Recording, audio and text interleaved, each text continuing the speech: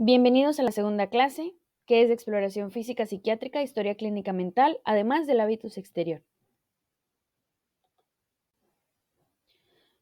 Como parte de la información general, es importante saber que este tipo de pacientes no nada más acuden con ustedes, sino que son pacientes que han ido de doctor en doctor buscando distintas opiniones hasta escuchar lo que ellos precisamente quieren escuchar, aunque no sea precisamente su diagnóstico.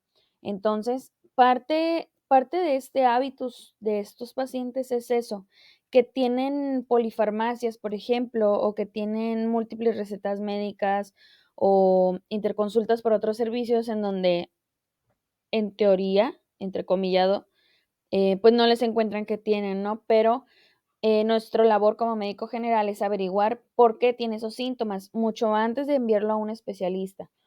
Y en todo caso, pues ver por qué está teniendo esos síntomas, desde cuándo y hacer una buena anamnesis, ¿no? Del padecimiento actual. Eh, cada consulta puede tener un nuevo motivo de consulta o puede tener nuevos síntomas, eso depende mucho de la persona. Y normalmente ellos tienen antecedentes de problemas psiquiátricos, ya sea de ellos mismos o de sus familias. Y incluso los síntomas pueden estar relacionados con la forma de adaptación a su entorno físico o pueden ser el efecto directo de algún problema. ¿De qué estoy hablando aquí? De la somatización. Ese es un término que van a tener que investigar para que estén al tanto de lo que vamos a hablar durante toda esta clase, ¿no?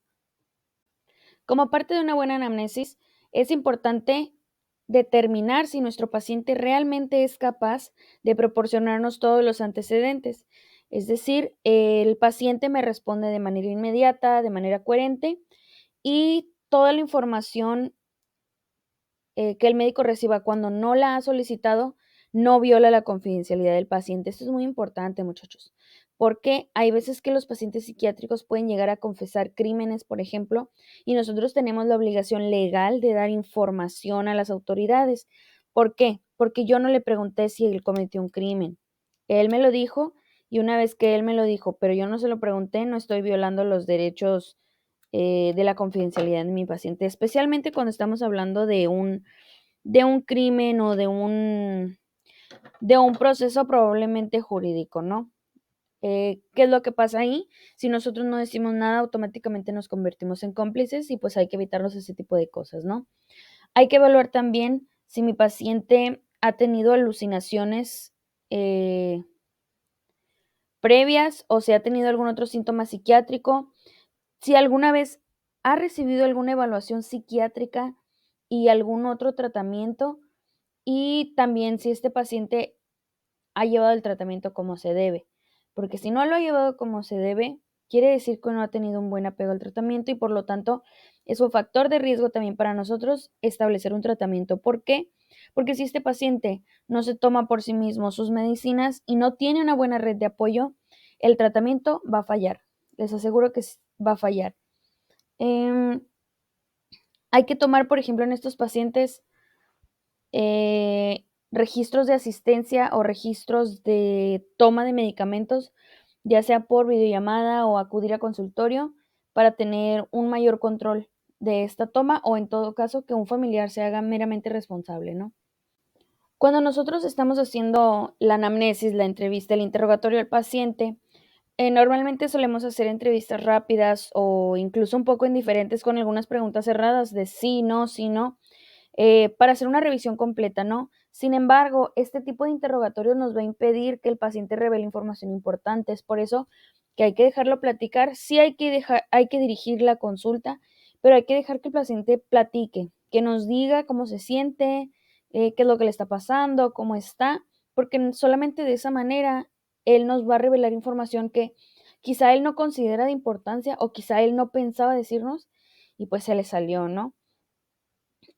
Hay que ver si este paciente tiene enfermedades en su familia, que tenga antecedentes heredofamiliares ya de enfermedades psiquiátricas, y hay que hacerle también preguntas abiertas para que él también se desenvuelva y nos cuente historia de su familia o que más bien nos lo diga en sus propias palabras.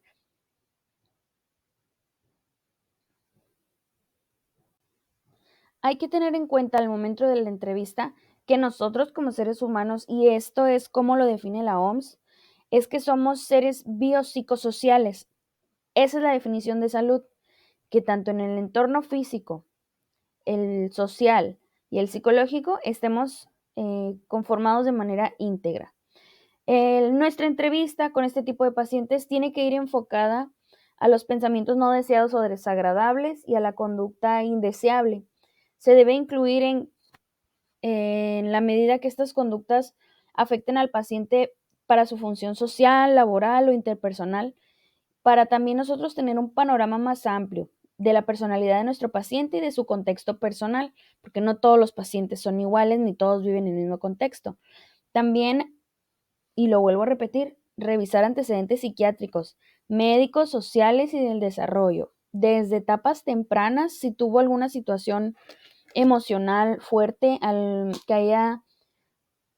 que en este momento esté viviendo un estrés postraumático del cual no conocemos por alguna circunstancia que le haya sucedido durante su vida, su infancia, pues hay que también interrogar, ¿no?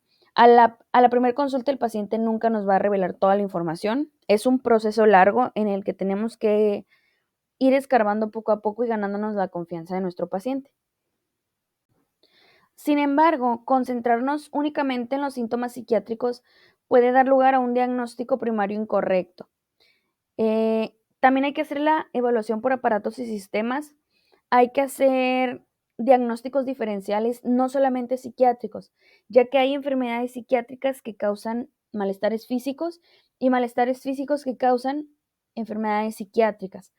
Estas van muy de la mano y ahora sí que hay que ver qué fue primero, ¿no? El huevo o la gallina. En el caso de la entrevista, es bien importante preguntarles a los pacientes si estos síntomas que tiene son nuevos o desde hace cuánto tiempo los tiene, si es la primera vez que le pasa o ya le ha pasado otras veces, si alguna vez le han hecho otro diagnóstico, si alguna vez ha tomado otro tipo de fármacos o algún tratamiento actual para identificar posibles causas físicas de los síntomas mentales, como por ejemplo en el caso de COVID-19. Este tipo de enfermedades causan ansiedad o depresión en los pacientes por todo lo que implica, ¿no? Desde que te dicen, tu diagnóstico es COVID-19, desde ahí.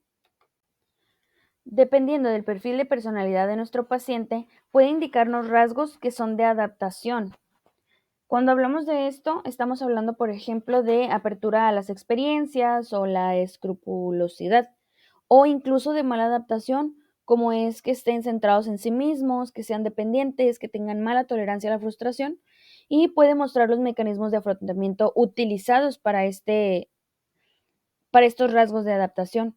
Entre ellos podemos encontrar, por ejemplo, y esto se va a ver durante la entrevista, ¿no? Lo que es las obsesiones, por ejemplo, las cuales se definen como pensamientos o pulsiones no deseados y angustiantes. Las compulsiones, que son conductas repetitivas, excesivas, sin propósito, que una persona se siente obligada a hacer. Y también tenemos las ideas delirantes. Estas tres serían las más importantes. Donde las ideas delirantes dice que se corrigieron falsas creencias que se mantienen firmemente a pesar de la evidencia que indique lo contrario, y puede determinar si el sufrimiento también se explica a través de síntomas físicos, como por ejemplo la cefalea, dolor abdominal, etc. Otro que podemos encontrar son los síntomas mentales, como por ejemplo conductas de fobia, depresión, etcétera, o incluso dentro del comportamiento social, como lo sería el aislamiento o la rebeldía, ¿no? También es bien importante preguntar al paciente sobre su actitud respecto a los tratamientos psiquiátricos. Esto incluye tanto terapias como fármacos, tratamientos, doctores, para poder incorporar toda esa información a nuestro plan terapéutico. Porque si mi paciente tiene aversión al tratamiento, ya sea farmacológico o de psicoterapia, pues mi plan no va a estar completo y aparte pues tiene un alto porcentaje de fracaso. Esto pues ya se los había mencionado, es preguntarle al paciente qué opina, qué es lo que él ha vivido antes, cómo han llevado sus tratamientos, porque si nosotros llegamos con un paciente y nada más le ofrecemos, pues tengo esto para ofrecerte, pero muchas veces te van a decir, bueno, pues es que eso ya lo hice y no me funcionó, o pues es que ya hice terapia psicológica y no me funcionó. Entonces, hay que ver, uno, qué, qué postura tiene mi paciente ante los tratamientos, dos, qué tratamientos ya ha recibido y por qué no funcionaron, y por qué estoy diciendo que no funcionaron, porque volvió con otro doctor. Entonces, hay que tener mucho colmillo ahí nada más, hacer las preguntas correctas y buscar que nuestro paciente cree un vínculo con nosotros y nos tenga confianza para revelarnos todo ese tipo de información. Nosotros como médicos generales debemos establecer si el problema físico está causando o empeorando el trastorno mental, además de tener efectos directos como síntomas específicos, incluyendo los mentales. Muchos problemas físicos provocan estrés en los pacientes. Entonces, requieren mecanismos de adaptación para soportar estas presiones y pues todos van relacionados con el estrés, ¿no? Muchos pacientes con trastornos físicos graves presentan algún tipo de trastorno de adaptación y aquellos con trastornos mentales subyacentes pueden llegar a volverse incluso inestables, ¿no? Todo por no resolver una patología de base. Y es ahí donde nosotros entramos como médicos generales. Hay que resolver primero qué hay de fondo. ¿Por qué mi paciente con ansiedad y depresión no ha logrado salir adelante si está llevando tratamiento antidepresivo? Bueno, pues es que a lo mejor no hemos podido resolver todos los problemas que tiene en su casa y un inhibidor de la recaptura de serotonina pues no me va a ayudar mucho porque sigue habiendo el problema en la casa. Entonces hay que tener también mucho colmillo en esa parte, ¿no? Algo también bien importante, muchachos, durante la entrevista es realizar un buen rapport. ¿Qué es el rapport? Es la observación de mi paciente, lo que me está gritando su lenguaje corporal. Entonces, es bien importante la observación durante la entrevista debido a que puede brindar evidencia de trastornos mentales o físicos. El lenguaje corporal puede revelar actitudes y sentimientos que el paciente está negando con su boca. Por ejemplo, el paciente está quieto o se balancea de adelante hacia atrás a pesar de que niega sufrir ansiedad. Mm, foco rojo. Parece triste a pesar de negar los sentimientos de depresión. Foco rojo. El aspecto general también puede darnos claves, por ejemplo, el estado de higiene del paciente, si mi paciente trae o no el cabello enredado, si le preocupa o no le preocupa su aspecto, si es tembloroso o tiene una expresión triste en su cara, también hay que poner atención a todas esas cosas no verbales que me está diciendo mi paciente. Para realizar un buen examen mental, utilizamos la observación y el interrogatorio para evaluar varios dominios de las funciones mentales, tales como el habla, la expresión emocional, los pensamientos y percepciones, funciones cognitivas y existen ya cuestionarios estandarizados para evaluar esta parte. Dentro del aspecto general de mi paciente, vamos a detectar indicios no verbales de trastornos subyacentes. ¿Qué quiere decir esto? Que mi paciente a lo mejor no puede cuidar de sí mismo, no es capaz, no tiene la capacidad, no pueden o no quieren cumplir con las normas sociales o se han involucrado en el uso de sustancias o han intentado autolesionarse. Cuando hacemos evaluación del habla, puede evaluarse apreciando la espontaneidad, la sintaxis, la velocidad y el volumen que maneja mi paciente. Un paciente con depresión puede hablar despacio y bajito, mientras que uno con manía puede hablar deprisa y en voz alta. Alteraciones también como disartrias o afasias pueden indicar una causa física subyacente de los cambios del estado mental correspondientes al habla. Por ejemplo, también un traumatismo craneoencefálico, un accidente cerebrovascular o un tumor encefálico o incluso la esclerosis múltiple. Y es a donde vuelvo, donde causas físicas provocan padecimientos mentales y en este caso no tanto mentales, sino dentro de las funciones cerebrales se ve afectado algunos aspectos. Dentro de la expresión emocional puede evaluarse pidiendo a los pacientes que describan sus sentimientos, su tono de voz, la postura, los gestos que hacen con las manos y las expresiones de su cara son aspectos para tener en cuenta durante el rapport que estamos haciendo en nuestra evaluación mental. Se debe evaluar el estado de ánimo de mi paciente y el afecto. Se debe tener en cuenta el estado y su amplitud, así como las adecuaciones del estado al contenido del pensamiento. Por ejemplo, que el paciente sonría mientras habla de un evento trágico. Ahí ya también es una bandera roja, ¿no? Algo que se me olvidó mencionar en la diapositiva pasada y que se me hace algo tan importante y tan relevante es que todas estas consultas, muchachos, estas evaluaciones mentales no van a salir en una sola consulta, porque para empezar no es suficiente el tiempo ni, ni la confianza que me tiene mi paciente para revelarme toda la información que yo necesito para formar un criterio válido, para establecer un plan de tratamiento. Hablando de los pensamientos, estos pueden deducirse observando no solo lo que se comunica, sino también cómo lo comunica. El contenido normal puede consistir en alguno de los siguientes, por ejemplo, delirios, que tenga ideas de referencia o que tenga algunas obsesiones. El médico puede evaluar si hay relación entre las ideas, si están dirigidas hacia un objetivo y si las transiciones de un pensamiento al siguiente son lógicas. Es bien importante, muchachos, vamos a investigar esto que es delirio, las ideas de referencia y las obsesiones. Al nosotros realizar la evaluación de las funciones cognitivas, debemos incluir en nuestro interrogatorio los siguientes elementos: lo que es el nivel de alerta de mi paciente, la atención o la concentración, orientación en persona, espacio-tiempo, lo que es la memoria inmediata a corto plazo y a largo plazo, el razonamiento abstracto, la introspección, el juicio, y las alteraciones cognitivas más frecuentes son, por ejemplo, el delirio o la demencia, o incluso por una intoxicación por sustancias. Sin embargo, pues el síntoma va a ser el mismo, ¿no? Puede ser incluso por un síndrome de abstinencia, pero también se pueden llegar a producir por la depresión o la ansiedad en mi paciente. En esta diapositiva solamente me interesa que vean, es como un resumen en donde vemos qué áreas debe de cubrir la evaluación psiquiátrica inicial, en donde vemos pues primero los antecedentes psiquiátricos, que son los diagnósticos conocidos, antecedentes relevantes, como los síntomas psicóticos, episodios maníacos, etcétera, tratamientos anteriores, incluir los fármacos y las interacciones medicamentosas. Eso es bien importante, muchachos.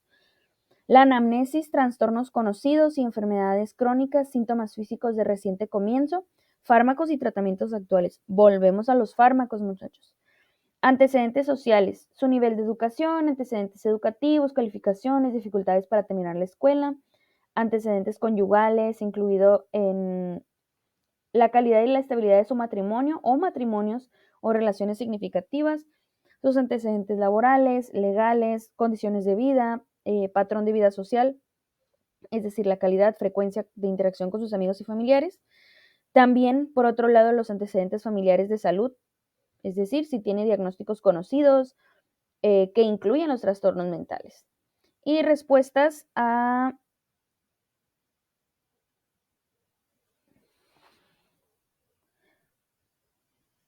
situaciones difíciles de la vida cotidiana, como por ejemplo el divorcio, pérdidas de trabajo, muerte de amigos o familiares, enfermedades u otros fracasos o inconvenientes que considere el paciente o incluso pérdidas, ¿no? Todo esto es bien importante para ver también el manejo del estrés de mi paciente, cómo él es capaz de llevar ese tipo de duelos o pérdidas.